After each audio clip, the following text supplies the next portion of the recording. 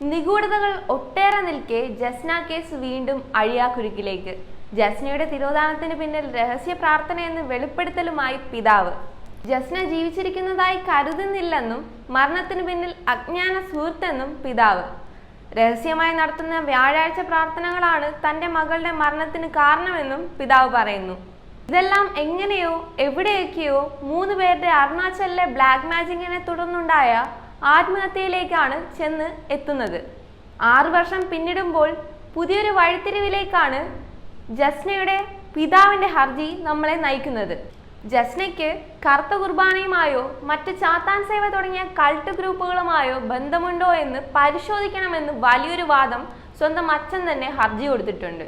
എല്ലാ വ്യാഴാഴ്ചയും ജസ്ന തന്റെ വീട്ടുകാരെ അറിയിക്കാതെ വ്യാഴാഴ്ച കുർബാനയ്ക്ക് പോകുമെന്നായിരുന്നു വീട്ടുകാരുടെ മൊഴി.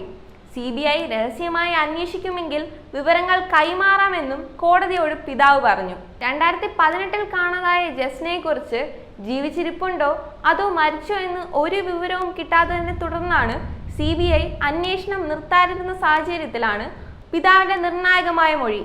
മരണശേഷമുള്ള ജീവിതത്തിനു വേണ്ടി മരിച്ച നവീന്റെയും തന്റെ ഭാര്യയുടെയും സുഹൃത്തിന്റെയും മരണത്തിലേക്ക് കൊണ്ടുചെന്നെത്തിക്കുന്ന മൊഴി തന്നെയാണ് ജസ്നയുടെ പിതാവ് നൽകിയിരിക്കുന്നത്.